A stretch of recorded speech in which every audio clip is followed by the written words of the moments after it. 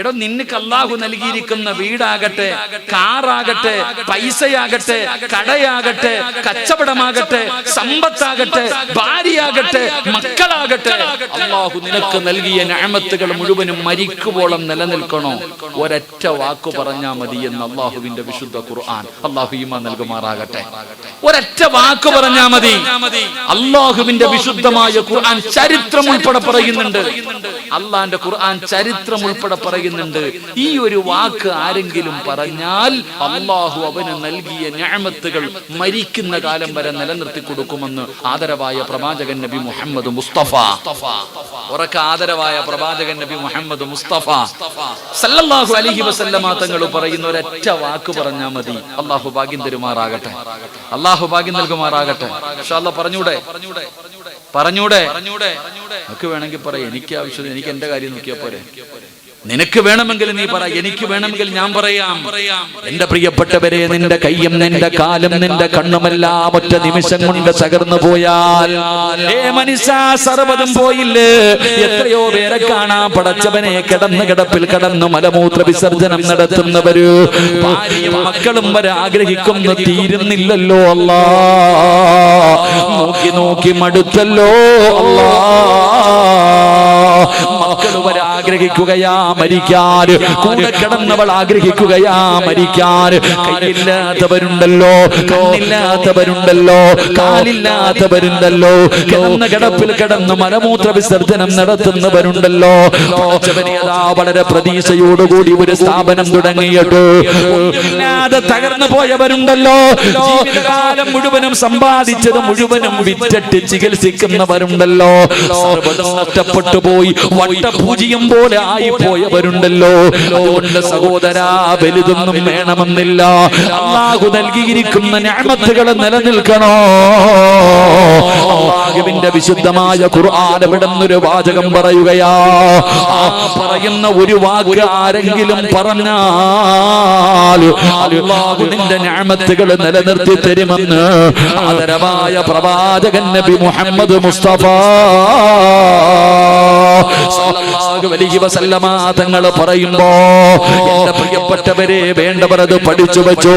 ജീവിതത്തിൽ ഉപകാരപ്പെടുന്ന ഒരു വാചകമാണ് ഇത്. സിറാജ് പറഞ്ഞതല്ല, നീ ഓതുന്ന ഖുർആൻ പറഞ്ഞതാ. നീ ഓതുന്ന ഖുർആനിൽ ചരിത്രം ഉൾപ്പെടെ കാണുന്ന ഒരു സംഭവമാണ്. അതുകൊണ്ട് എന്റെ പ്രിയപ്പെട്ടവരോട് അല്ലാഹുവിന്റെ പ്രവാചകൻ അവിടെന്ന് പറയുകയാ, തവക്കൽതു അലല്ലാഹ്, തവക്കൽതു അലല്ലാഹ് എന്ന് പറയുന്ന ഒരു മനുഷ്യനുണ്ടല്ലോ. ആ മനുഷ്യൻ അല്ലാഹു കൊടുക്കുന്ന മൂന്നാമത്തെ പ്രതിഫലം, പിശാചിന്റെ ഒരു കളിയും അവനോട് നടക്കില്ല. പൈശാചികമായിട്ടുള്ള ഉപദ്രവങ്ങൾ നടത്താൻ കഴിയില്ല. ഇതൊന്നുമില്ല എന്ന് പറയല്ലേ, ഇതൊക്കെ ഇല്ല എന്ന് പറയല്ലേ. പടച്ചവനെ, മഹാന്മാരായ ഔലിയാക്കന്മാരുടെ മക്ബറകളിൽ പോകുന്നവരുണ്ടല്ലോ, ഏർവാടിയിൽ പോകുന്നവർ, ആറ്റാങ്കരയിൽ പോകുന്നവർ. പടച്ചവനെ, നിങ്ങളൊക്കെ പോകുമല്ലോ ഏർവാടിയിലൊക്കെ പോയാ വൈകുന്നേര സമയമായ അല്ലാഹുവേ, അവിടെ ചെറിയ മക്കളുണ്ടല്ലോ, ചെറിയ കുഞ്ഞുങ്ങളുണ്ടല്ലോ, യുവതികളുണ്ടല്ലോ, ചെറുപ്പക്കാരുണ്ടല്ലോ, പെൺകുട്ടികളുണ്ടല്ലോ. അല്ലാഹുവേ, എന്തൊരവസ്ഥ എന്നറിയോ? ഇബ്രാഹിം ബാദുഷാ തങ്ങളുടെ മഖാമിന്റെ ചുന്നിൽ കിടന്ന് അതിന്റെ ചുറ്റുഭാഗത്ത് കിടന്നുകൊണ്ട് പടച്ചവനെ, എത്രയോ കോടീശ്വരന്മാര് മനോഹരമായ വീട് പണിതിട്ടിട്ട് ആ വീടിന്റെ അകത്ത് കിടന്നുറങ്ങാൻ കഴിയാതെ ഏർവാടിയിലെ തമിഴ്നാട്ടിൽ വന്നിട്ട് ചെറിയ ഒരു റൂമിന്റെ അകത്ത് ബംഗാളികൾ കിടക്കുന്നത് പോലെ അടുക്കി കിടക്കുന്നത് എന്തിന്റെ പേരിലെന്നറിയോ? പൈശാചികമായിട്ടുള്ള ഉപദ്രവങ്ങൾ കാരണം അതൊന്നും മാറ്റുന്നതിന് വേണ്ടി പടച്ചവനെ, തങ്ങന്മാരുടെ മുന്നിൽ, ഇതിന്റെ ചികിത്സ നടത്തുന്നവരുടെ മുന്നിൽ, മഹാന്മാരുടെ മുന്നിൽ നടക്കുന്നത് കാണുന്നവരല്ലേ. അടുത്ത മേർവാടിയിൽ പോയപ്പോ ഏറ്റവും കൂടുതൽ പേര് കയ്യിൽ പിടിച്ചിട്ട് പറഞ്ഞത് ഉസ്താദ് വഅദ് പറയണമെന്നാ. എന്തിനെ കുറിച്ചെന്നറിയോ? സിഹർ ചെയ്യുന്നതിനെ കുറിച്ച് വഅദ് പറയണേ ഉസ്താദ്. ഒരൊറ്റ നിമിഷം കൊണ്ട് 101 രൂപയും ഒരു വെറ്റിലയും മതി ഉസ്താദ് ഒരു കുടുംബം തകർന്നു പോവാൻ. എത്രയോ പേര് കരഞ്ഞുകൊണ്ട് പറയുകയാണ്, 10ാം ക്ലാസ്സിൽ മൊത്തം A+ വാങ്ങിച്ചപ്പോ പ്രിയപ്പെട്ട പിതാവ് തന്റെ പൊന്നുമോളെയും പിടിച്ചുകൊണ്ടിരുന്ന് കരയുകയാ. എന്തിനെന്നറിയോ?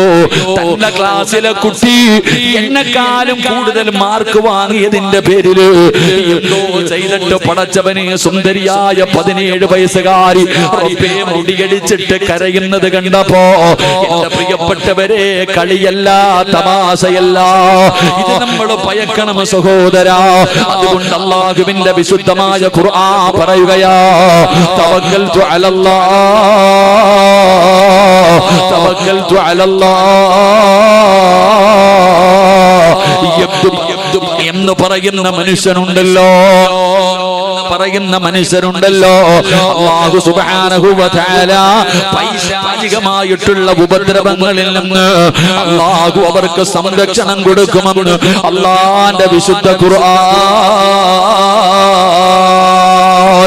നാലാമത്തെ കാര്യമെന്ത്? തവക്കൽതു അലല്ലാഹ് പറഞ്ഞാ കിട്ടുന്ന നാലാമത്തെ പ്രതിഫലം പഠിക്കണോ? ഉമർ ഇബ്നുൽ ഖത്താബ് റളിയല്ലാഹു തആല അൻഹു ഖാല റസൂലുള്ളാഹി സ്വല്ലല്ലാഹു അലൈഹി വസല്ലം ലൗ അന്നകും കുൻതും തതവക്കലൂന അലല്ലാഹി ഹഖ തവക്കുലി ലർസുഖതും കമാ തുർസഖു തയ്ർ തഅദു ഹിമാസാ വതർഹു ബിതാനാ. അല്ലാഹുവിന്റെ പരിശുദ്ധമായ ഖുർആൻ എവിടെന്ന് മുത്തുനബി എവിടെന്ന് പറയുകയാ, അല്ലാഹുവിന്റെ റസൂൽ എവിടെന്ന് പറയുകയാണ്, തവക്കൽതു അലല്ലാഹ് എന്ന് പറയുന്ന മനുഷ്യന് അല്ലാഹു കൊടുക്കുന്ന നാലാമത്തെ പ്രതിഫലം എന്തെന്നറിയോ? അല്ലാഹു അവന്റെ ഉപജീവനമുണ്ടല്ലോ, അവന്റെ കച്ചവടത്തിൽ അല്ലാഹു ബർക്കത്ത് കൊടുക്കുകയാ, അവന്റെ സമ്പത്തിൽ അല്ലാഹു ബർക്കത്ത് കൊടുക്കുകയാ, അവന്റെ റിസ്കിൽ അല്ലാഹു ബർക്കത്ത് കൊടുക്കുകയാ. പടച്ച റബ്ബേ, അവൻ അല്ലാഹു നൽകിയ എല്ലാ കാര്യങ്ങളിലും അല്ലാഹു ബർക്കത്ത് ചെയ്യുമെന്ന് അല്ലാഹുവിന്റെ പ്രവാചകൻ അവിടുന്ന് പഠിപ്പിക്കുമ്പോ തവക്കൽതു അലല്ലാഹ് പറയുന്നവര്, നിന്റെ ഭാര്യ പട്ടിണി കിടക്കുമെന്ന് പേടിക്കണ്ട, നിന്റെ മക്കള് പട്ടിണി കിടക്കുമെന്ന് പേടിക്കണ്ട. പടച്ചവനെ, എങ്ങനെയാ മക്കളെ കെട്ടിക്കുക, എങ്ങനെയാ വീട് വെക്കുക, എങ്ങനെയാ കടം വീട്ടുക? പ്രയാസപ്പെടുന്നവര് എന്തേ നിങ്ങൾ ഹദീസ് വായിക്കാത്തത്? അല്ലാഹുവിന്റെ പ്രവാചകൻ നബി മുഹമ്മദ് മുസ്തഫ സല്ലല്ലാഹു അലൈഹി വസല്ലമ തങ്ങൾ പറഞ്ഞു തന്നിട്ടുണ്ടല്ലോ, ഇരിക്കണതിൽ എത്ര പേർക്ക് കടമുണ്ട്? ഉസ്താദെ, കടമെങ്ങനെ വീട്ടും? വഴിയില്ലല്ലോ, പ്രയാസമാണല്ലോ. നിനക്ക് കടം വീട്ടാനുള്ള വഴി ആദരവായ പ്രവാചകൻ നബി മുഹമ്മദ് മുസ്തഫ, ആദരവായ പ്രവാചകൻ നബി മുഹമ്മദ് മുസ്തഫ സല്ലല്ലാഹു അലൈഹി വസല്ലമ തങ്ങൾ പറഞ്ഞു തന്നിട്ടുണ്ടല്ലോ കടം വീട്ടാനുള്ള വഴി. എന്റെ പ്രിയപ്പെട്ട സഹോദരങ്ങളെ, ജീവിതത്തിൽ പ്രയാസം വരുമ്പോ നിന്റെ ഉപ്പായും നിന്റെ ഉപ്പയ്ക്ക് ജീവിതത്തിൽ പ്രയാസം വരുമ്പോ കള്ളു കുടിക്കാൻ പോകില്ലായിരുന്നു, കട്ടൻ ബീഡി വലിച്ചോണ്ട് ഇങ്ങനെ കലങ്ങിന്റെ മോളിൽ പോയി ഇരിക്കില്ലായിരുന്നു, ഇങ്ങനെ വായി നോക്കി അവിടെ ഇവിടെ നടക്കില്ലായിരുന്നു. നിന്റെ വാപ്പയ്ക്ക് എന്തെങ്കിലും പ്രയാസം വന്നാൽ, എന്തെങ്കിലും ബുദ്ധിമുട്ട് വന്നാൽ നേരെ അള്ളാഹുടെ പള്ളിയിൽ പോയി 2 റക്അത്ത് നിസ്കരിച്ചിട്ട് ദുആ ചെയ്യുമായിരുന്നു. അല്ലാഹു ഈമാൻ നൽകുമാറാകട്ടെ, ഉറക്കപ്പുറല്ല ഈമാൻ നൽകുമാറാകട്ടെ. അങ്ങനെ ആയിരുന്നില്ലേ? എന്റെ പ്രിയപ്പെട്ടവരെ, ലോൺ എടുത്തിട്ടാ നിന്നെ കെട്ടിച്ച്, നമ്മുടെയൊക്കെ വാപ്പാമാര് ലോൺ എടുത്തിട്ടാ പണയം വെച്ചിട്ടാ വീട് വെച്ച് എന്ന് ആലോചിക്കുക. എന്റെ പ്രിയപ്പെട്ട സഹോദരിമാരോട് ഞാൻ ചോദിക്കട്ടെ, 1 സെന്റ് ഭൂമി പോലും ഇല്ലാത്ത നിനക്ക് അല്ലാഹു 5 സെന്റ് തന്നു. അതിനകത്ത് ഹറാമില്ല, പലിശ പൈസയില്ല, ഒന്നുമില്ല. 5 സെന്റ് സ്ഥലം നിനക്ക് തന്നു. കുറച്ചുനാൾ കഴിഞ്ഞപ്പോ ഒന്ന് തറകെട്ടി, കുറച്ചുനാള് കഴിഞ്ഞപ്പോ അതൊന്ന് കല്ല് കെട്ടി മുകളിലെത്തി വാർത്തു. അൽഹംദുലില്ലാ, 1 രൂപ പോലും നിനക്ക് ഹറാമായ വഴിയിലൂടെ ഇല്ല, വീട് വാർത്തു. അപ്പൊ നീക്കാനോട് പറഞ്ഞിക്ക, ഇതൊന്ന് അടുക്കളയും ബാത്റൂമൊക്കെ ഒന്ന് റെഡിയാക്കി തന്നാ കയറി കിടക്കാം. മോളെ, പൈസ ഇല്ലല്ലോ മോളെ, ലോൺ എടുക്കുക. എന്നാൽ അത്രയും തന്ന അള്ളാഹുവിന് ബാക്കി കൂടെ തരാമെന്ന് ചിന്തിക്കാനുള്ള ഈമാൻ നിനക്കില്ലാതെ പോയി. അതാണ് നമ്മൾ ചിന്തിക്കേണ്ടത്. പണ്ടുള്ളവരുടെ ജീവിതത്തിൽ കാസർഗോഡ് ടൗണിൽ ഒരു പള്ളിയുണ്ട്, മുബാറക്ക് മസ്ജിദ്. എനിക്ക് ഓർമ്മയുണ്ട്, ഞാൻ ഒരിക്കൽ ഇങ്ങനെ പോകുമ്പോൾ ഒരു സഹോദരൻ പള്ളിയുടെ മൂലയിൽ ഇങ്ങനെ ഇരിക്കുന്നുണ്ട്, ഒന്നും മിണ്ടണില്ല, കരയുന്നുണ്ട്. സാധു വല്ലാതെ കരയുന്നുണ്ട്.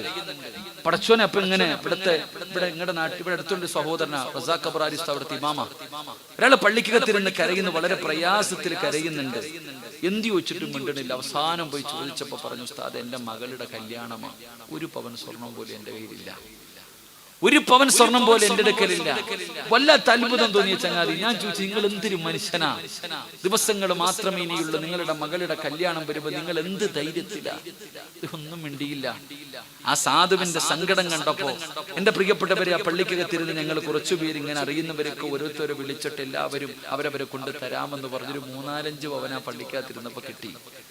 അദ്ദേഹത്തോട് ഇങ്ങനെ അതിന്റെ കാര്യങ്ങളൊക്കെ ഒന്ന് പറഞ്ഞപ്പോ ആ മനുഷ്യൻ എന്നോട് ചോദിച്ച ചോദ്യം, ഉസ്താദെ നിങ്ങൾ കുറച്ചു നേരം മുമ്പ് എന്നോട് ചോദിച്ചു, നിങ്ങൾ എന്ത് കണ്ടോണ്ടായിരിക്കണേ, നിങ്ങൾ എന്ത് കണ്ടുകൊണ്ടായിരിക്കണേ ചോദിച്ചു. അള്ളാഹു ഇപ്പൊ എനിക്കൊരു വഴി കാണിച്ചു തന്നില്ലേ ഉസ്താദ്, ഇതെന്റെ ജീവിതത്തിൽ ഒരു അനുഭവമാണ്. സഹോദര, പണ്ടുള്ളവർ ജീവിതത്തിൽ പ്രയാസം വന്നാൽ പള്ളിയിൽ പോകും, ഇപ്പൊ പിന്നെ ബാറിൽ പോകും, അത്രേ ഉള്ളൂ. അല്ലാഹു ഈമാൻ നൽകുമാറാകട്ടെ. പണ്ടുള്ളവർ നബി സല്ലല്ലാഹു അലൈഹി വസല്ലമ തങ്ങൾ പള്ളിയുടെ മുന്നിലൂടെ നടന്നു പോകുമ്പോ പള്ളിക്കകത്തിരിക്കുന്ന ഒരു ചെറുപ്പക്കാരന്റെ ചരിത്രം പറയുന്നുണ്ട്. കടം കൊണ്ട് ബുദ്ധിമുട്ടുന്നവരോട് ഞാൻ പറയുകയാ, കടം മേടിക്കാൻ അന്തസ്സ എല്ലാവർക്കും. കേറി ഇറങ്ങി ഫോണും വിളിച്ച് കഷ്ടപ്പെട്ട് പൈസ മേടിക്കും. കടം കിട്ടിക്കഴിഞ്ഞാൽ അണ്ണാച്ചി നടക്കുന്നത് പോലെ കൊടുത്തവൻ നടക്കണം. അതാ ഇന്നത്തെ കാലം. എന്റെ പ്രിയപ്പെട്ട സഹോദരങ്ങളെ, റസൂലുള്ളാഹി സ്വല്ലല്ലാഹു അലൈഹി വസല്ലമ തങ്ങൾ പറഞ്ഞു, കടം മാറാനുള്ള വഴി, താത്ത നിനക്ക് കടമുണ്ടെങ്കിൽ അത് തിരിച്ചു കൊടുക്കണമെന്നുള്ള ബോധം നിനക്കുണ്ടെങ്കിൽ, അല്ലാഹുവേ എനിക്ക് കടമുണ്ടല്ലോ അല്ലാ, മരിക്കുന്നതിന് മുമ്പ് അത് കൊടുക്കണമല്ലോ അല്ലാ, എങ്ങനെ കൊടുക്കും പടച്ചവനെ എന്നൊരു ബോധം നിനക്കുണ്ടെങ്കിൽ നിന്റെ കടം അല്ലാഹു വീട്ടി തരുമെന്ന് നബി മുഹമ്മദ് മുസ്തഫ സല്ലല്ലാഹു അലൈഹി വസല്ലമ തങ്ങൾ പറയുന്നു, നിനക്ക് കടമുണ്ട്, എപ്പോഴും നിനക്ക് ഓർമ്മയുണ്ട് കടമുണ്ടെന്ന്, അത് കൊടുക്കണമെന്നുള്ള ആഗ്രഹമുണ്ട്. ആ ആഗ്രഹം നിനക്കുണ്ടെങ്കിൽ നിന്റെ കടം അല്ലാഹു വീട്ടി തരും. ഒരു വഴി റബ്ബ് നിനക്ക് തുറന്നു തരും. അല്ലാഹു ഈമാൻ നൽകുമാറാകട്ടെ. പക്ഷെ കടമുണ്ട്, കൊടുക്കൂല. ലക്ഷക്കണക്കിന് പൈസ ഇവന്റെ അടുത്തുണ്ട്, ആകെ ഉള്ളത് 50,000 രൂപയുടെ കടവാ, കൊടുക്കൂല. അപ്പൊ നീ പേടിക്കണം, നിന്റെ ഉള്ളത് കൂടെ പോകുമെന്ന് നബി റസൂലുള്ളാഹി. എലിയെ പേടിച്ചിട്ട് ഇതാ പറഞ്ഞത്, 50,000 രൂപയെ നിനക്ക് കടമുള്ളൂ, 50 ലക്ഷം നിന്റെ കയ്യിലുണ്ട്, കൊടുക്കാതെ വാശി കാണിച്ച ഈ 50ഉം പോകും. അല്ലാഹു കാക്കുമാറാകട്ടെ. എന്റെ പ്രിയപ്പെട്ടവര്, പഠിക്കേണ്ടത് എവിടെയാ? ഉപജീവനത്തിൽ അല്ലാഹു നിനക്ക് ബർക്കത്ത് ചെയ്യുമല്ലോ. എന്തിനാ സഹോദരൻ പേടിക്കണേ? ഉസ്താദേ, ഞാൻ എങ്ങനെ എന്റെ മക്കൾക്ക് ഭക്ഷണം കൊടുക്കും? പേടി. 10ാം ക്ലാസ് വരുന്നു, ഭീഷണിയാ. മക്കളോട് പറയണം A+ മൊത്തം വാങ്ങണം. ആരോട്? പടച്ചറബേ ഒന്ന് അരിച്ചിരിക്കുക. ആരോടാ പറയണം? മക്കളോട്. A+ വാങ്ങിച്ചില്ലെങ്കിൽ നിന്നെ കൊല്ലൂടാ, നിന്നെ വിട്ടൂടാ, പേടിയാ, ഭീഷണിപ്പെടുത്ത. ഉമ്മ പറയുന്നു, മക്കളെ രാവും പകലും ഇരുന്ന് പഠിക്ക്, രാവും പകലും. രാവിലെ 4 മണിക്ക് എഴുന്നേറ്റിട്ട് പറയാ, പഠിക്കടാ, ട്യൂഷന് പോടാ, അതിന് പോടാ, ഇതിന് പോടാ. കാരണം എന്തേ? നല്ല മാർക്ക് വാങ്ങി ജീവിച്ചാലേ മോനെ നിനക്ക് മറ്റുള്ളവന്റെ മുന്നിൽ കൈനീട്ടാതെ ജീവിക്കാൻ. എന്തിനാ താത്ത ഇത്ര കഷ്ടപ്പെടണേ? എന്തിനാ നിങ്ങൾ ഇത്ര കഷ്ടപ്പെടണേ? അള്ളാന്റെ ഖുർആൻ പറഞ്ഞെന്ത്? നിങ്ങൾക്ക് വേണ്ടതെന്ത്? നിങ്ങളുടെ മക്കൾ ഒരാളുടെ മുന്നിലും കൈനീട്ടാതെ ജീവിക്കണം. അള്ളാഹു അങ്ങനെയുള്ള ഭാഗ്യം നൽകുമാറാകട്ടെ. അതല്ലേ വേണ്ടത്? മരിക്കണ കാലം വരെ ഒരാളുടെ മുന്നിലും കൈനീട്ടി യാചിക്കാതെ ജീവിക്കണം. അള്ളാഹു അന്തസ് നൽകി അനുഗ്രഹിക്കുമാറാകട്ടെ. അള്ളാഹു ഇസ്സത്ത് നൽകി അനുഗ്രഹിക്കുമാറാകട്ടെ. അതിന് 4 മണിക്ക് ഉറക്കമൊഴിയണ്ട. അല്ലാഹു പറയുകയാണ് പരിശുദ്ധമായ ഖുർആൻ സൂറത്തു ത്വാഹ എടുത്തു നോക്കൂ. വഅ്മുർ അഹ്ലക ബിസ്സലാത്തി വസ്തബിർ അലൈഹാ ലാ നസ്അലുക റിസ്ഖാ നഹ്നു നർസുകുക വൽ ആഖിബതു ലിത്തഖ്വാ. വിശുദ്ധമായ ഖുർആൻ സൂറത്തു ത്വാഹ 130 ഹാഫിളീങ്ങൾ പോയില്ലേ? 132-135 ആയത്താ. അല്ലാഹ് പറഞ്ഞ എന്തെന്നറിയോ? എടാ, മരിക്കുന്ന കാലം വരെ പട്ടിണിയില്ലാതെ, ഹറാമ് തിന്നാതെ, നാട്ടുകാരുടെ മുന്നിൽ കൈനീട്ടാതെ മരിക്കുന്ന കാലം വരെ നിനക്കും നിന്റെ കുടുംബത്തിനും തിന്നാൻ ഭക്ഷണം വേണോ? ഞാൻ തരാം. അല്ലാഹ് പറഞ്ഞതാ, ഞാൻ പറഞ്ഞതല്ല. ഉസ്താദ് മരിക്കുന്നുണ്ട്, നിങ്ങൾ ആയത്തിന്റെ അർത്ഥം ചോദിക്കുക. അല്ലാഹു പറയുന്നു, ഞാൻ തരാം ഭക്ഷണം. A+ ഒന്നും വേണ്ട. അതിന് A+ ഒന്നും വേണ്ട. മരിക്കുന്ന കാലം വരെ നിനക്കും നിന്റെ കുടുംബത്തിനും ഞാൻ ഭക്ഷണം തരാം. എന്ത് ചെയ്യണം? ഒറ്റ കാര്യം ചെയ്താൽ മതി. അള്ളാഹു ഈമാൻ നൽകുമാറാകട്ടെ. അള്ളാഹു ഈമാൻ നൽകുമാറാകട്ടെ. പൈസ ചെലവുണ്ടോ? ഇല്ല. ഉറക്കം ഒഴിയണോ? ഒന്നും വേണ്ട. അള്ളാഹു പറയുകയാ, ഞാൻ പറയുന്ന ഒരു കാര്യം ചെയ്താൽ മരിക്കുന്ന കാലം വരെ ഞാൻ തരും ഭക്ഷണം. അള്ളാഹു ഭാഗ്യം തരുമാറാകട്ടെ. അല്ല എങ്ങനെ പറഞ്ഞ വാക്ക് പാലിക്കുവോ അതോ രാഷ്ട്രീയക്കാരനെ പോലെ മാറ്റുവോ? അല്ല വാക്ക് പറഞ്ഞ പാലിക്കുന്നവനല്ലേ? പറയുടെ ചങ്ങാതി പാലിക്കൂലേ? അള്ളാഹു പറഞ്ഞ വാക്ക് പാലിക്കും. അല്ല എന്തേ പറഞ്ഞെന്നറിയോ? ഈ പള്ളിയിൽ 5 നേരം ബാങ്ക് വിളിക്കുമ്പോ നീയും നിന്റെ ഭാര്യയും മക്കളും നിസ്കരിച്ചാ മതി, ഞാൻ തരാം. നീയും നിന്റെ ഭാര്യയും നിന്റെ മക്കളും 5 നേരം നിസ്കരിച്ചാ മരിക്കുന്ന കാലം വരെ ഞാൻ തരും ഭക്ഷണം. അള്ളാഹു ഈമാൻ നൽകുമാറാകട്ടെ. ഉറക്കപ്പറല്ല ഈമാൻ നൽകുമാറാകട്ടെ. നിസ്കരിക്കുവോ? പിന്നെ ഭയങ്കര നിസ്കാരം. നമ്മളൊക്കെ നിസ്കരിക്കുന്നവര് 5 വഖത്ത് നിസ്കരിക്കുന്നവരാ എല്ലാവരും. അള്ളാഹു നിലനിർത്താൻ ഭാഗ്യം തരുമാറാകട്ടെ. പക്ഷെ സമയത്തല്ലെന്നേ ഉള്ളൂ. നിസ്കരിക്കുക എല്ലാവരും, സമയത്ത് നിസ്കരിക്കണ സ്വഭാവം നമുക്കില്ല. നമുക്കെപ്പോഴെങ്കിലും കടയും കച്ചവടം എല്ലാം കഴിഞ്ഞ് തിരക്കൊക്കെ കഴിഞ്ഞ് ഫ്രീ ഉള്ളപ്പോൾ നിസ്കരിക്കും. ഇതായിരിക്കണ താത്താമാര് എല്ലാ മുസ്ലിങ്ങളല്ലേ? എല്ലാരും നിസ്കരിക്കുന്ന താത്താമാരല്ലേ? എപ്പോഴാ താത്താമാരെ ളുഹർ നിസ്കരിക്കുന്നത്? നിങ്ങൾ 12:30 ആകുമ്പോ പള്ളിയിലെ മുഅദ്ദിൻ പാവം ബാങ്ക് വിളിക്കും. നിങ്ങൾ എപ്പോഴാ നിസ്കരിക്കുക? നിങ്ങൾ ഇങ്ങനെ മീനും വെട്ടി പച്ചക്കറി അരിഞ്ഞ് ചോറും വെച്ച് കറിയും വെച്ച് ഭർത്താവിനെ വിളമ്പി കൊടുത്ത് എല്ലാം കഴിഞ്ഞ് കുളിച്ചൊരുങ്ങി ഒരു 3 മണിയാകുമ്പോൾ പോയിട്ട് ളുഹർ നിസ്കരിക്കും. ഏത് മദ്ഹബ്? അല്ലാഹു ഈമാൻ തരുമാറാകട്ടെ. ഖുർആൻ പിന്നെ എന്തിനാ? അല്ലാഹ് എന്തിനാ പെങ്ങളെ സമയം നിശ്ചയിച്ചിരിക്കണം? നിനക്ക് തോന്നുന്ന സമയത്ത് നിസ്കരിക്കാനാണെങ്കിൽ എന്തിനാ 5 നേരം പള്ളിയിൽ നിന്ന് ബാങ്ക് വിളിക്കണം? നീ ചിന്തിക്ക്. ഫവൈലുൽ ലിൽ മുസല്ലീന അല്ലദീന ഹും മിൻ സ്വലാത്തിഹിം സാഹൂൻ അല്ലദീന ഹും യുറാഊന വയംനഊനൽ മാഊൻ. നിനക്കല്ലേ അല്ലാഹ് നരകം വെച്ചിരിക്കുന്നത്. അല്ലാഹു കാക്കുമാറാകട്ടെ. ഇനി നിങ്ങൾ നിസ്കരിക്കും, മക്കളോ? അതൊരു വലിയ ചോദ്യമല്ലേ. മക്കള് നിസ്കരിക്കുമോ? നിങ്ങൾ പഠിച്ചവരാ. 7 വയസ്സുള്ളവനോട് നിസ്കരിക്കാൻ കൽപ്പിക്കണം. 10 വയസ്സായിട്ട് നിസ്കരിക്കാത്തവനെ തല്ലി നിസ്കരിപ്പിക്കണം. അങ്ങനല്ലേ? 10 വയസ്സായിട്ട് നിസ്കരിക്കാത്തവനെ എന്ത് ചെയ്യണോടോ? പറചങ്ങാതിമാർ എന്ത് ചെയ്യണം? 10 വയസ്സായിട്ട് നിസ്കരിക്കാത്തവനെ തല്ലണോന്നല്ലേ? നിസ്കരിക്കാത്തതിന്റെ പേര് മക്കളെ തല്ലിയ ഏതെങ്കിലും ഒരു വാപ്പ ഉണ്ടെങ്കിൽ കൈവക്കുക. കണ്ടിട്ട് മരിക്കാനുള്ള ആഗ്രഹം കൊണ്ടാണ്. നിസ്കരിക്കാത്തതിന്റെ പേര് മക്കളെ തല്ലിയ ഏതെങ്കിലും ഒരു വാപ്പായോ ഉമ്മായോ ഈ സദസ്സിലുണ്ടെങ്കിൽ ഒന്ന് കൈവക്കുക. 10ാം ക്ലാസ്സിൽ ട്യൂഷന് പോകാൻ 4 മണിക്ക് എഴുതാത്തതിന്റെ പേര് തല്ലുന്നി. നീ ഒന്ന് ആലോചിക്കുന്ന നിന്റെ അവസ്ഥ. ഇതാ ഞാൻ പറഞ്ഞു വന്നത്. അള്ളാഹു നമുക്ക് ഈമാൻ നൽകുമാറാകട്ടെ. അല്ലാഹുവിന്റെ പരിശുദ്ധമായ ഖുർആൻ മഹാനായ നബി മുഹമ്മദ് മുസ്തഫ സല്ലല്ലാഹു അലൈഹി വസല്ലമ തങ്ങൾ അവിടെന്ന് പറയുകയാ, അല്ലാഹുവിന്റെ പ്രവാചകൻ അവിടെന്ന് പറയുകയാണ്, ഒരിക്കലും അല്ലാഹു നിനക്ക് പട്ടിണി തരൂല, ഒരിക്കലും നിനക്ക് പ്രയാസം തരൂല. എന്റെ പ്രിയപ്പെട്ടവരെ, അല്ലാഹുവിന്റെ പ്രവാചകൻ നബി മുഹമ്മദ് മുസ്തഫ സല്ലല്ലാഹു അലൈഹി വസല്ലമ തങ്ങൾ പറയുകയാണ്, അല്ലാഹുവിലേക്ക് നിന്റെ കാര്യങ്ങളെ പരമേൽപ്പിച്ചു കഴിഞ്ഞാൽ രാവിലെ അതാ കൂട്ടിൽ നിന്ന് പ്രഭാതത്തിൽ പടച്ചവനെ പറവകൾ ഒട്ടിയ വയറുമായി പറന്നു പോവുകയാണ്. എവിടെയാണ് ഭക്ഷണമെന്നറിയില്ല, ഇങ്ങനെ പറന്നു പോവുകയാണ്. അവസാനമല്ലാ അവര് വയറ് നിറച്ച കഴിച്ചിട്ട് അവരുടെ കുഞ്ഞുങ്ങൾക്കുള്ള ഭക്ഷണവുമായി അവർ തിരിച്ചു വരികയാണ്. ഈ രംഗം നീ കാണുന്നവനല്ലേ? ആരാണ് അവർക്ക് റിസ്ക് കൊടുക്കുന്നത്? അതുകൊണ്ട് എന്റെ പ്രിയപ്പെട്ടവരോട് പറയുകയാ, തവക്കൽതു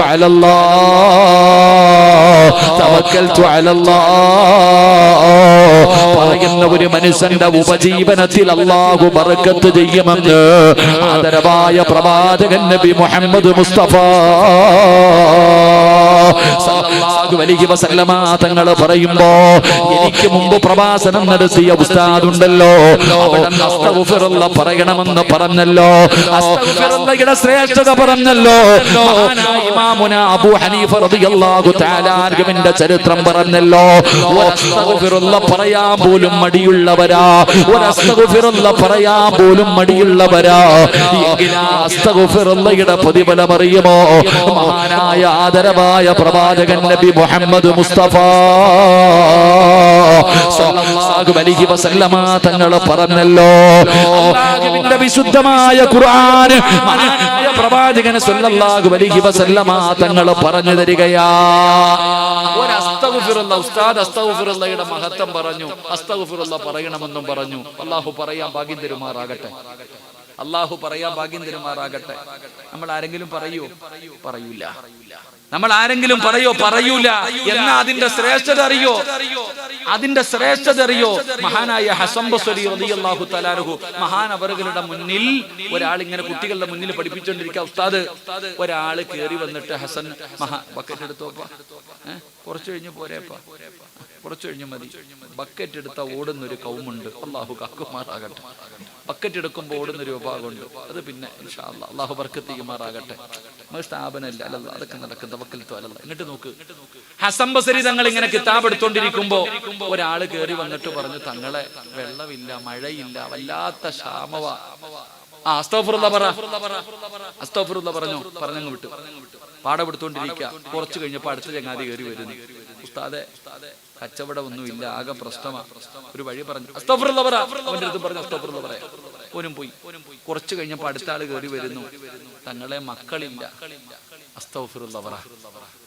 കുട്ടികൾ കേട്ട് ഗവൺമെന്റ് ആശുപത്രിയിൽ പോകുമ്പോഴേ പനി, നെഞ്ചുവേദന, എന്ത് അസുഖമായിട്ട് പോയാലും ഇങ്ങനെ വാരി 3 തരും, ഒരു വെള്ള ടാബ്ലറ്റ്. ഏതാന്ന് എനിക്കറിയില്ല അല്ലേ? നമ്മൾ ഏത് അസുഖമായിട്ട് പോയാലും അവിടെ ഒരു ബർക്കത്തുണ്ടെന്ന് ഇങ്ങനെ വാരി എല്ലാവർക്കും അത് 3 വെച്ച് തരും എന്ന് പറഞ്ഞ പോലെ. അത് ഉള്ളതാണോ ചിലപ്പോൾ വേറെയാണോ എന്ന് എനിക്കറിയില്ല. അള്ളാഹു നമ്മളെ കാക്കട്ടെ. ഇങ്ങോട്ട് പോ. ഹസൻ ബസ്രി തങ്ങളോട് ഇത് കണ്ടുകൊണ്ടിരുന്ന ഒരു ശിഷ്യൻ ഇടി വെട്ടിയത് പോലെ ചോദിക്കുക, എന്തേ ഉസ്താദ് എല്ലാത്തിനും ഒരു മരുന്ന് തന്നെ, 3 നിങ്ങൾ ഒരു മരുന്നല്ലേ പറഞ്ഞേ? അപ്പൊ ഉസ്താദ് പറഞ്ഞ മറുപടി എന്തെന്നറിയോ? ഞാൻ പറഞ്ഞതല്ല, അള്ളാഹ് പറഞ്ഞതാ. ഇത് അല്ലാഹ് പറഞ്ഞതാ. യുർസിലിസ് സമാ അലൈക്കും മിദ്റാറാ വയംദിദുകും ബിഅംവാലിൻ വബനീൻ. ഇത് അല്ലാഹ് പറഞ്ഞതാ. എടാ മക്കളെ വേണോ? എത്രയോ പേര് ഉസ്താദെ കല്യാണം കഴിഞ്ഞു, മക്കളില്ല ഉസ്താദെ, മക്കളില്ല ഉസ്താദെ, മക്കളില്ല ഉസ്താദെ. ഓ, ഒരു കാര്യം ഞാൻ നിങ്ങളോടൊക്കെ പറയാം. ഈ അടുത്തൊരു ചില ഈ മക്കളില്ലാത്ത ആൾക്കാരെ കാണുമ്പോ ചില പെണ്ണുങ്ങൾ ചോദിക്കും, ആയിഷ ഇതുവരെ ഒന്നും ആയില്ലേ? ഓൾക്കറിയാം മക്കളായില്ലെന്ന്, എന്നിട്ട് കളിയാക്കുന്ന സ്വഭാവം ഉണ്ടല്ലോ. അള്ളാഹു കാക്കുമാറാകട്ടെ. ദൈവിക്കണത് കാണുമ്പോ മക്കളായില്ലെന്നറിയാം, എന്നാലും പെണ്ണുങ്ങളൊക്കെ ആയിഷ ഒന്നും ആയില്ലേ ആയിഷ. എന്തിനാ താത്ത? ആ പെണ്ണിനോട് പറഞ്ഞാ പോരെ, ആയിഷ നീ പേടിക്കണ്ട, അള്ളാഹ് നിനക്ക് തരും. അങ്ങനല്ലേ പറയണ്ടേ? മക്കളില്ലാതെ പ്രയാസപ്പെടുന്നവരുണ്ട്. അള്ളാഹു സ്വാലിഹീങ്ങളായ മക്കളെ കൊടുക്കുമാറാകട്ടെ. ആമീൻ പറ. അള്ളാഹു മക്കളെ കൊടുക്കുമാറാകട്ടെ. എടോ, അസ്തഗ്ഫിറുല്ലാഹ് പറയാനാ പറഞ്ഞത്. അസ്തഗ്ഫിറുല്ലാഹ് പറഞ്ഞാൽ മഴ കിട്ടും. അസ്തഗ്ഫിറുല്ലാഹ് പറഞ്ഞാൽ കച്ചവടത്തിൽ അഭിവൃദ്ധി ഉണ്ടാകും.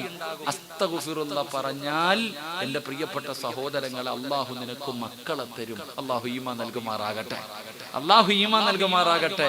അസ്തഗ്ഫിറുല്ലാഹ് പറയുന്ന ഒരു മനുഷ്യന് അള്ളാഹു അവൻ ഉദ്ദേശിക്കാത്ത രീതിയിലൂടെ റിസ്ക് കൊടുക്കുമെന്ന് നബിയുനാ റസൂലുള്ളാഹി. അള്ളാന്റെ റസൂൽ സല്ലല്ലാഹു അലൈഹി വസല്ലം തങ്ങൾ പറയും. അതുകൊണ്ടാ പണ്ടുള്ള പെണ്ണുങ്ങള് അടുക്കളയിൽ ഉപ്പ് തീർന്നാലും അസ്തഗ്ഫിറുല്ലാഹ് പറയും.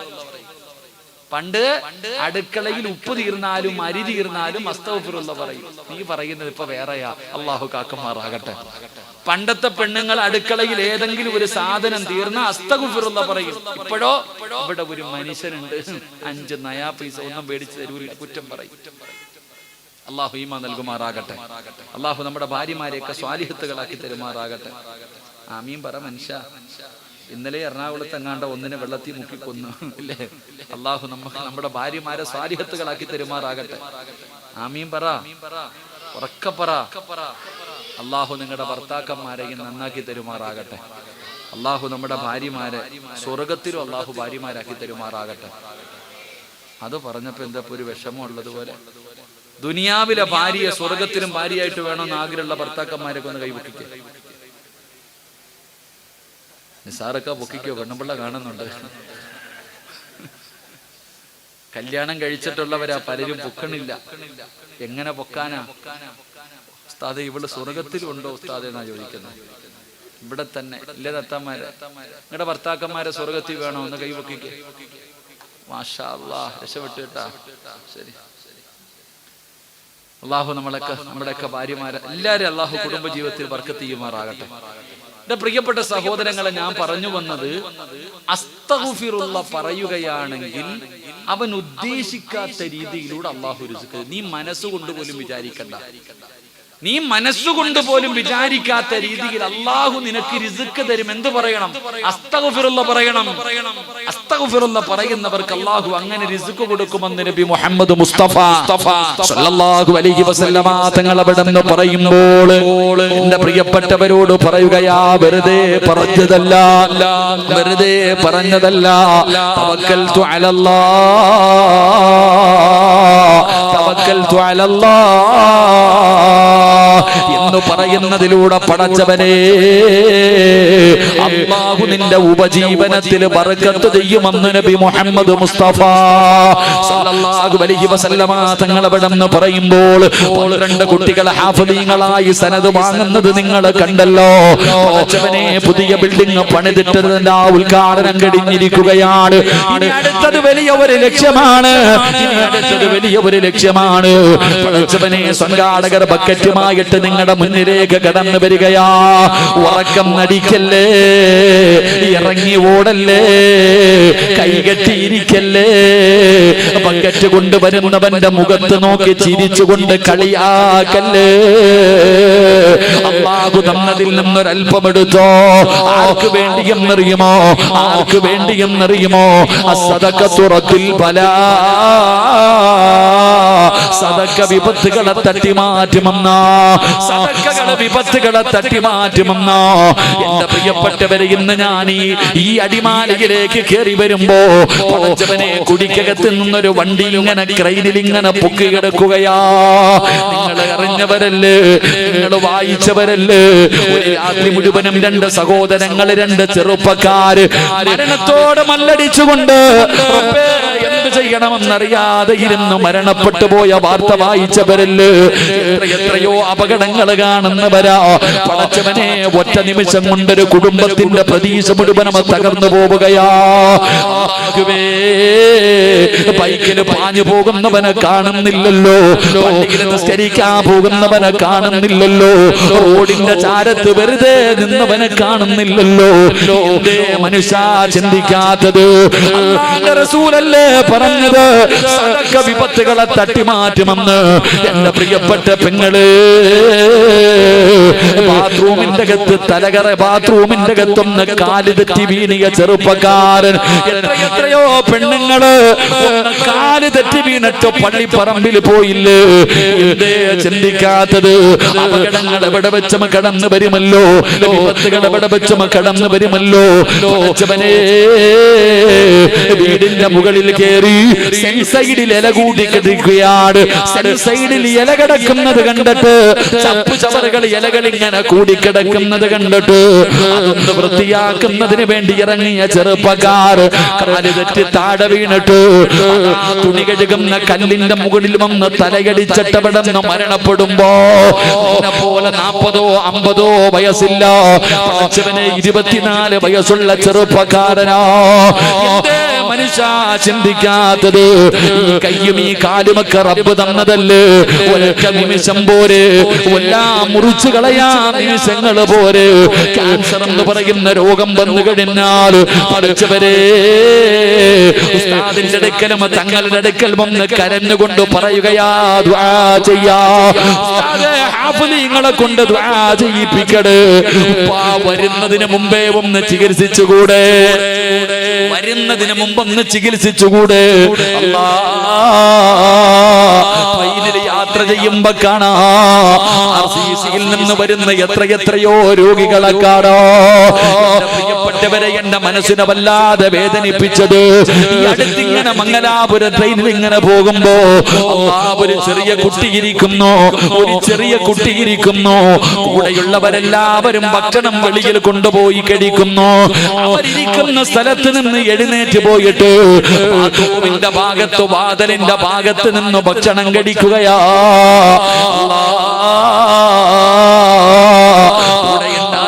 ആളോട് ചോദിച്ച്, നിങ്ങൾ എന്തേ അവിടെ പോയി നിന്ന് കഴിക്കുന്നത്? ആ ചെറുപ്പക്കാരൻ കരയുകയാ. ഉസ്താദേ, 7 വയസ്സുള്ള എന്റെ മകന്റെ വായിക്കകത്ത് ക്യാൻസർ ഉസ്താദ്. അവനൊന്നും കഴിക്കാൻ കഴിയില്ലല്ലോ. വെള്ളമല്ലാതെ ജ്യൂസല്ലാതെ ഒന്നും അവന്റെ തൊണ്ടയ്ക്ക് താഴെ ഇറക്കാൻ പറ്റൂല. അവന്റെ മുന്നിലിരുന്ന് എങ്ങനെ കഴിക്കാനോ?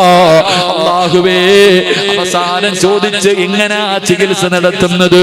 അപ്പോഴാണ് പറയുന്ന, ഉസ്താദേ, കീമോ ചെയ്ത് കഴിഞ്ഞാൽ വല്ലാത്ത കരച്ചലാ, എന്റെ പൊന്നുമോൻ വല്ലാത്ത കരച്ചലാ, മുടിയൊക്കെ പൊഴിയും ഉസ്താദേ, നിറമങ്ങു മാറുകയാ.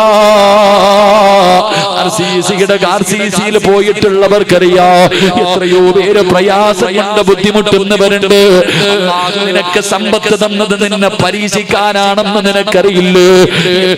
കൊടുക്കാത്തത് പാവങ്ങൾക്ക് കൊടുക്കില്ലല്ലോ, ദീനികൾക്ക് കൊടുക്കില്ലല്ലോ, പള്ളികൾക്ക് കൊടുക്കില്ലല്ലോ, മദ്രസകൾക്ക് കൊടുക്കില്ലല്ലോ. എല്ലാം അല്ലാഹു നിനക്ക് സമ്പത്ത് തന്നപ്പോ മതിമറന്ന് നടന്ന് അവസാനം അല്ലാഹു ഒരു പരീക്ഷണം തന്നപ്പോ നിനക്ക് അല്ല വേണമില്ലേ പെങ്ങള്?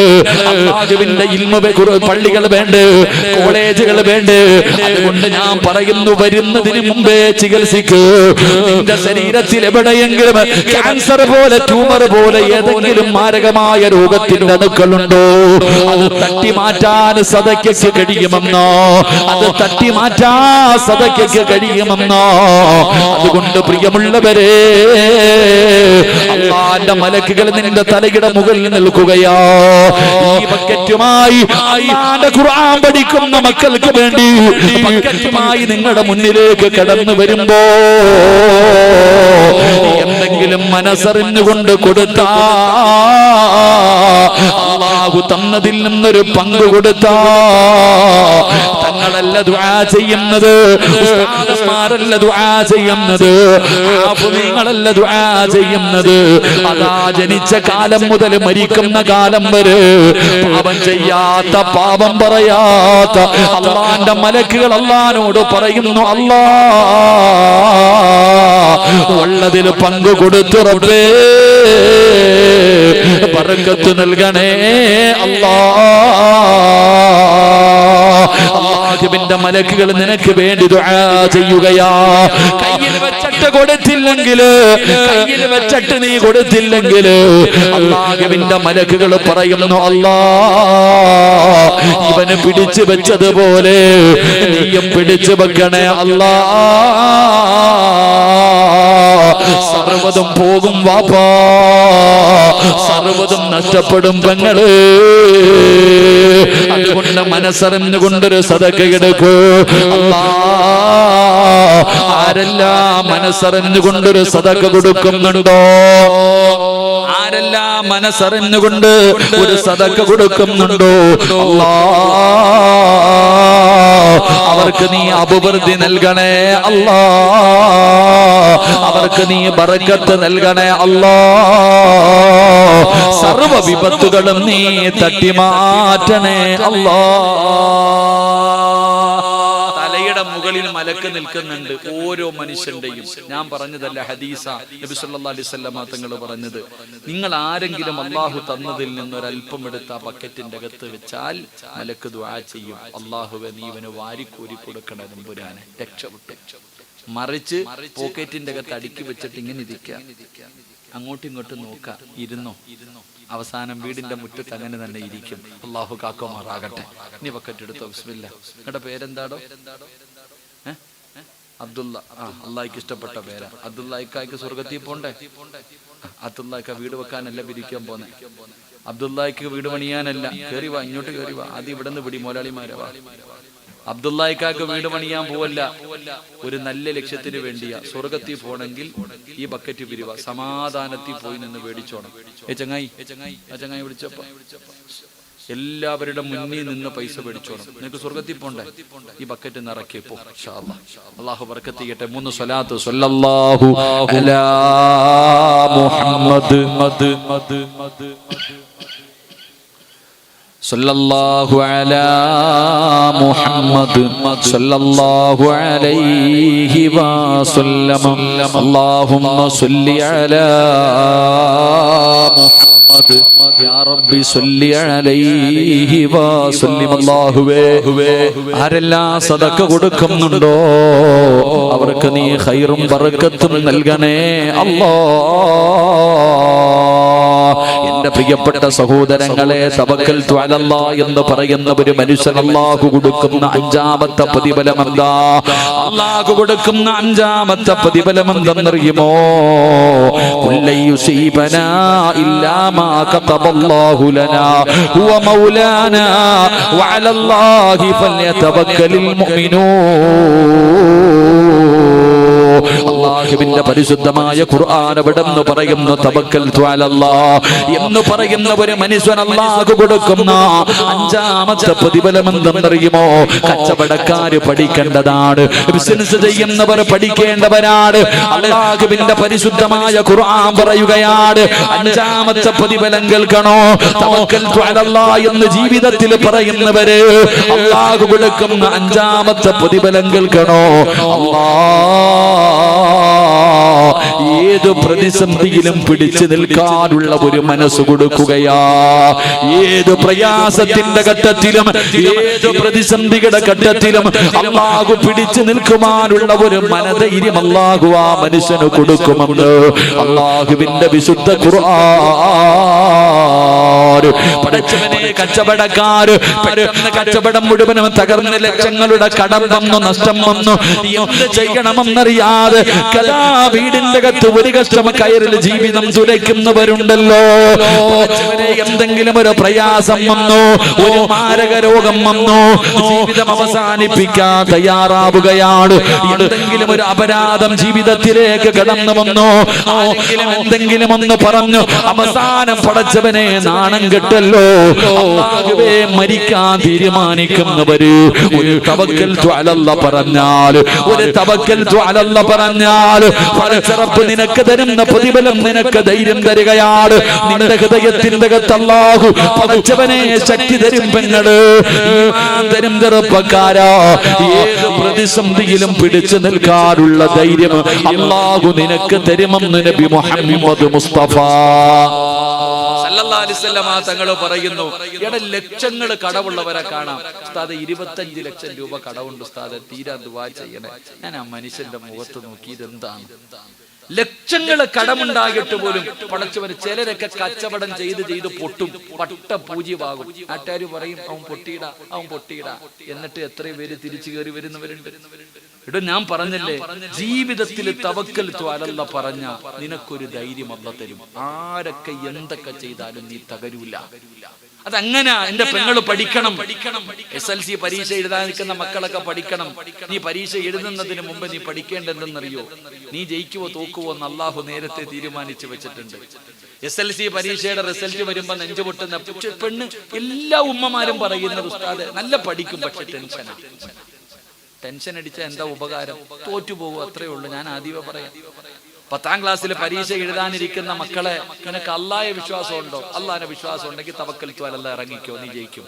അല്ലാതെ ടെൻഷൻ അടിച്ചുകൊണ്ട് നടന്ന ഉള്ളത് കൂടെ മറന്നു പോകും. അല്ലാഹു ഈമാൻ നൽകുമാറാകട്ടെ. എന്റെ പ്രിയപ്പെട്ടവര്, ടെൻഷനും ബേജാറുവാ. ജയിച്ചെങ്കിൽ ജയിച്ചു, തോറ്റെങ്കിൽ തോറ്റു. നിനക്കെന്താ? സ്വർഗത്തിൽ നിന്നും പുറത്തായില്ലല്ലോ. അടുത്ത പ്രാവശ്യം എഴുതണം, അടുത്ത പ്രാവശ്യം എഴുതണം. ഇവിടെ ജീവിതത്തിൽ പ്രയാസം വരുമ്പോ നിങ്ങൾ പഠിക്കേണ്ടത് മഹദിയായ ആയിഷ ബീബി റളിയല്ലാഹു തആല അൻഹ. പെണ്ണുങ്ങളൊക്കെ പഠിക്കണം. ആയിഷ ബീബി റളിയല്ലാഹു തആല അൻഹ നബി സല്ലല്ലാഹു അലൈഹി വസല്ലമ തങ്ങളുടെ ഭാര്യ. ആയിഷ ബീവി റളിയല്ലാഹു തആല അൻഹ വ്യഭിചരിച്ചു എന്നൊരു വ്യഭിചാരത്തിന്റെ ആരോപണം നടത്തി അള്ളാന്റെ റസൂലിന്റെ ഭാര്യയെ കുറിച്ച്. മഹാനായ സൗബ റളിയല്ലാഹു തആല ചെറുപ്പക്കാരനായ സഹാബിയ, ചരിത്രം വലുതാ. ആയിഷ ബീവി റളിയല്ലാഹു തആല യുദ്ധം കഴിഞ്ഞു വരുമ്പോൾ നബി സല്ലല്ലാഹു അലൈഹി വസല്ലമ തങ്ങളൊക്കെ യുദ്ധം കഴിഞ്ഞു വരുന്ന സമയത്ത് ഒരു സ്ഥലത്തെത്തിയപ്പോൾ മലമൂത്ര വിസർജനം നടത്തുന്നതിന് വേണ്ടിയുള്ള സൗകര്യം, അന്ന് മരുഭൂമിയാ. ആദ്യം പെണ്ണുങ്ങളൊക്കെ ഇറങ്ങിപ്പോയി, അവരവരുടെ കാര്യങ്ങളൊക്കെ കഴിഞ്ഞ് തിരിച്ചു വന്നതിന് ശേഷം ആണുങ്ങൾ പോയി. അങ്ങനെ പ്രിയപ്പെട്ട സഹോദരങ്ങൾ, ആയിഷ ബീവി റളിയല്ലാഹു തആല തന്റെ ആവശ്യമെല്ലാം കഴിഞ്ഞ് തിരിച്ചു വന്ന് കട്ടിലിന്റെ മുകളിൽ, ഒട്ടകത്തിന്റെ മുകളിൽ കയറുന്നത് എല്ലാരും കണ്ടു. ആണുങ്ങളൊക്കെ പോയി, എല്ലാരും തിരിച്ചു വരാൻ തുടങ്ങിയപ്പോഴാണ് ആയിഷ ബീവി റളിയല്ലാഹു തആലയുടെ കഴുത്തിൽ കിടന്ന ഒരു മാല കാണുന്നില്ല. ആയിഷ ബീവി പെട്ടെന്ന് ഇറങ്ങി അത് തെരഞ്ഞു പോയിട്ട് തിരിച്ചു വന്നപ്പോഴത്തേക്ക് എല്ലാരും പോയി. ആരും ആയിഷ ബീവിയെ കണ്ടില്ല. അങ്ങനെ ആയിഷ ബീവി റളിയല്ലാഹു തആല എന്ത് ചെയ്യണമെന്നറിയാതെ ഇങ്ങനെ പേടിച്ചിങ്ങനെ ഇരിക്കുമ്പോ സൗബ റളിയല്ലാഹു തആല ഏറ്റവും പുറകിൽ കളഞ്ഞു പോകുന്ന സാധനം തിരിച്ചെടുത്തുകൊണ്ട് വരാൻ ഒരു സഹാബിയ. ഈ സഹാബി ഇങ്ങനെ വരുമ്പോ ആയിഷ ബീവി റളിയല്ലാഹു തആല അവിടെ ഇരിക്കുന്നുണ്ട്, ഒന്നും മിണ്ടിയില്ല, വിളിച്ചു കയറ്റി കൊണ്ടുപോയി. പക്ഷെ ഇവര് രണ്ടുപേരും കൂടെ മക്കത്ത് ചെല്ലുന്നത്, മദീനത്ത് ചെല്ലുന്നത് രാവിലത്തെ സമയ, എല്ലാം ഇറങ്ങണ സമയം. എല്ലാവരും ആ സമയത്താണ് ഇങ്ങനെ പോകുന്നത്. പിന്നെ കേൾക്കേണ്ടതില്ലല്ലോ, കൊടുങ്കാറ്റടിക്കുന്നത് പോലെ, പത്രത്തിൽ വാർത്ത കൊടുക്കണ പോലെയാ, ചില റേഡിയോ വ്യക്തി അതുപോലെ അങ്ങ് തുടങ്ങി. ആയിഷ ബീവി റളിയല്ലാഹു തആല ഈ സഹാബിയെയും ചേർത്തുകൊണ്ട് വ്യഭിചാരത്തിന്റെ ആരോപണം. എവിടെയും നാട് മുഴുവനും ചർച്ച, കൊടുങ്കാറ്റ് പോലെ എല്ലാ സ്ഥലങ്ങളിലും ചർച്ച. അള്ളാഹുവിന്റെ പ്രവാചകൻ സല്ലല്ലാഹു അലൈഹി വസല്ലമ തങ്ങൾക്ക് സഹിക്കാൻ കഴിഞ്ഞില്ല, വല്ലാത്ത വേദനയായി. ആയിഷ ബീവിയെ കുറിച്ചാണ് പറയുന്നത്.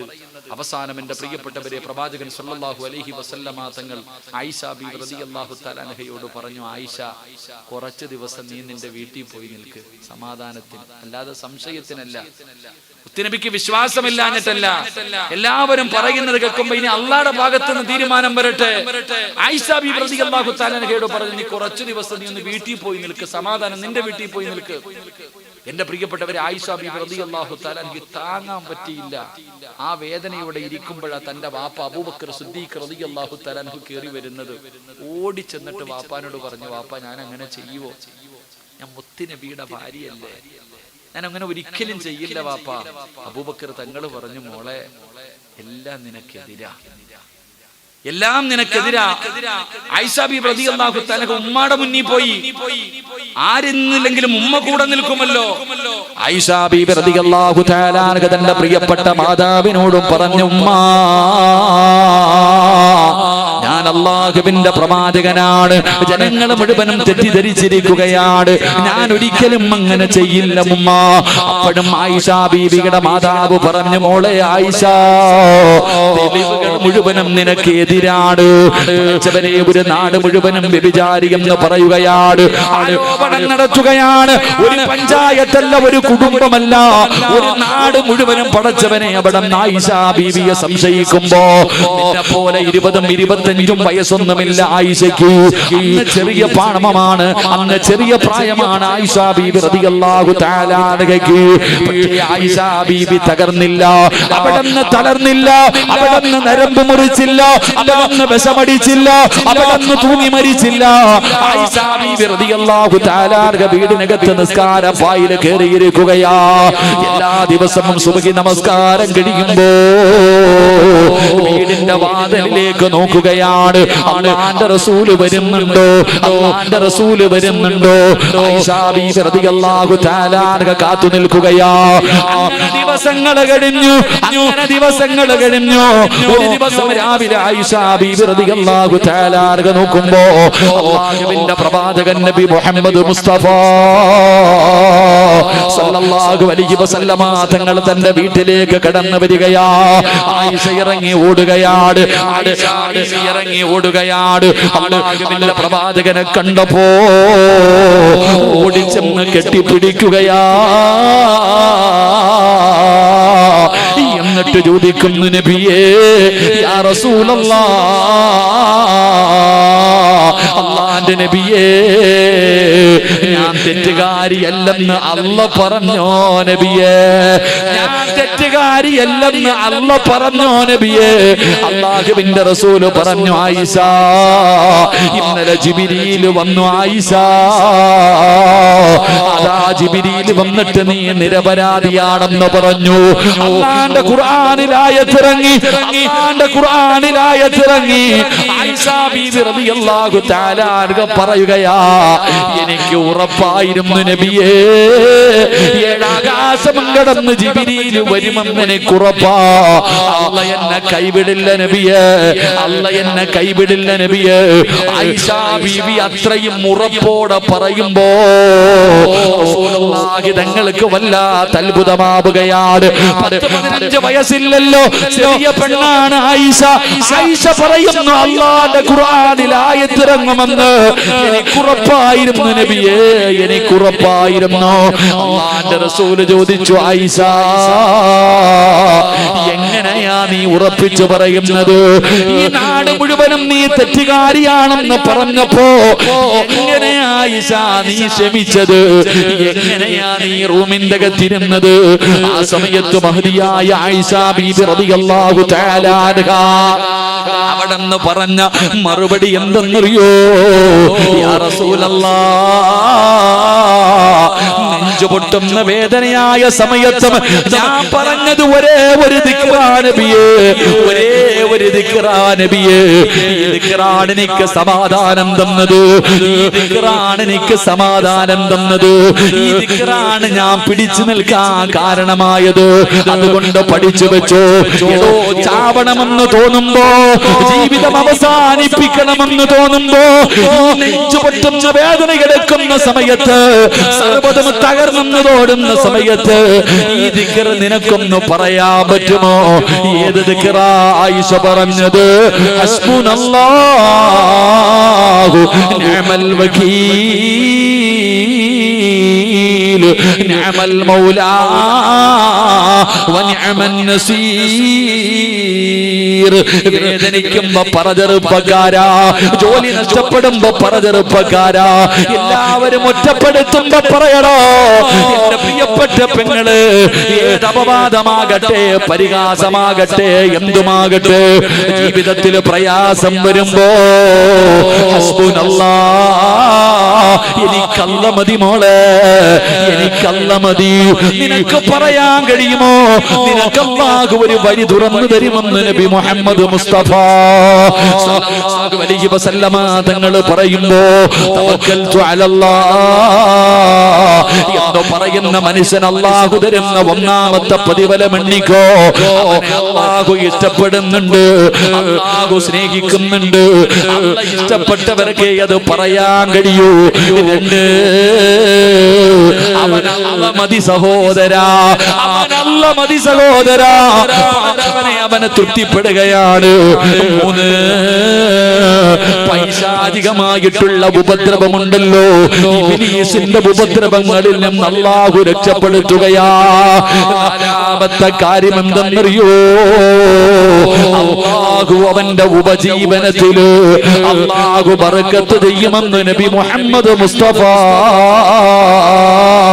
സല്ലല്ലാഹു അലൈഹി വസല്ലമ തങ്ങൾ പറയുമ്പോ, അഞ്ചാമത്തെ കാര്യം എന്താ? മനസമാധാനമാ. ഏത് പ്രതിസന്ധിയിലും പിടിച്ചു നിൽക്കാനുള്ള ധൈര്യമാ, ഏത് പ്രതിസന്ധിയിലും പിടിച്ചു നിൽക്കാനുള്ള ധൈര്യമാ. അല്ല നമ്മുടെ കൂടെ ഉണ്ടല്ലോ, അല്ല നമ്മുടെ കൂടെ ഉണ്ടല്ലോ. അല്ലാഹുവിന്റെ കയ്യിലല്ലേ അധികാരമുള്ളത്. അല്ല വിചാരിക്കുന്നത് പോലെയല്ലേ ഇവിടെ നടക്കുന്നത്. ആരൊക്കെ കടന്ന് എന്തൊക്കെ കാണിച്ചാൽ അല്ലാഹുവിനറിയാ, അല്ലാഹുവിനറിയാ. പടച്ച റബ്ബേ, ഞങ്ങൾക്ക് ഈമാൻ നൽകണേ അല്ലാഹ്. അതുകൊണ്ട് എന്റെ പ്രിയപ്പെട്ടവരോട് പറയുകയാ, എന്റെ പ്രിയപ്പെട്ടവരെ, അല്ലാഹുവിന്റെ പരിശുദ്ധമായ ഖുർആൻ പഠിപ്പിക്കുന്ന ഒരു സ്ഥാപനമാണ്, 40 കുട്ടികൾ പഠിക്കുന്ന സ്ഥാപനമാണ് അഖ്സ. മനോഹരമായ പേരല്ലേ. അല്ലാഹുവിന്റെ വിശുദ്ധമായ ഖുർആൻ പഠിച്ച 12 മക്കളാണ്. ഇവരാരെന്നറിയോ?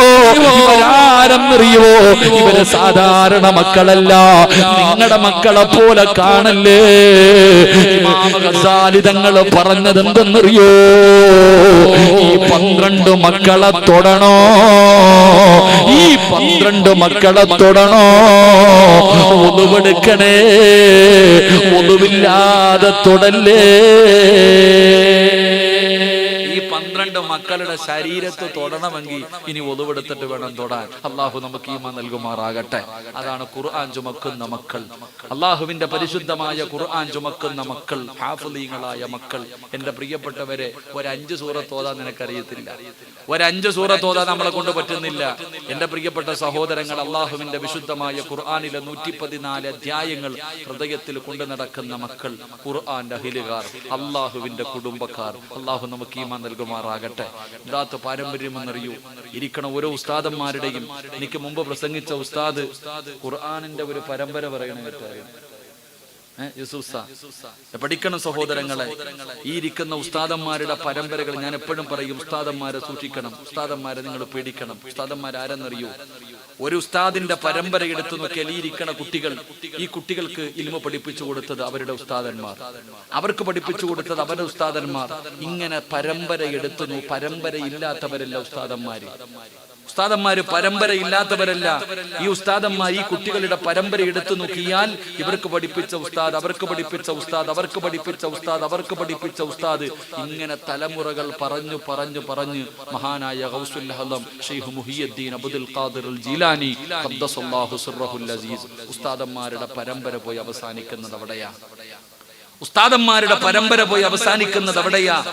അത് കഴിഞ്ഞ് അവിടെ നിന്ന് പരമ്പര പറഞ്ഞ പിന്നെ പോയി തീരുന്നത് മഹാനായ ആദരവായ പ്രവാചകൻ നബി മുഹമ്മദ് മുസ്തഫ. മഹാനായ ആദരവായ പ്രവാചകൻ നബി മുഹമ്മദ് മുസ്തഫ സല്ലല്ലാഹു അലൈഹി വസല്ലമ തങ്ങളിലേക്ക് പരമ്പര പോകുക. അള്ളാഹുവിന്റെ റസൂലിന് ഖുർആൻ പഠിപ്പിച്ചു കൊടുത്ത ആരാ? ജിബ്രീലിനെ പഠിപ്പിച്ചു കൊടുത്ത ആരാ? അള്ളാഹ്. ഈ ഓർമ്മ നിങ്ങൾക്ക് വേണം. അള്ളാഹു ഈമാൻ നൽകുമാറാകട്ടെ.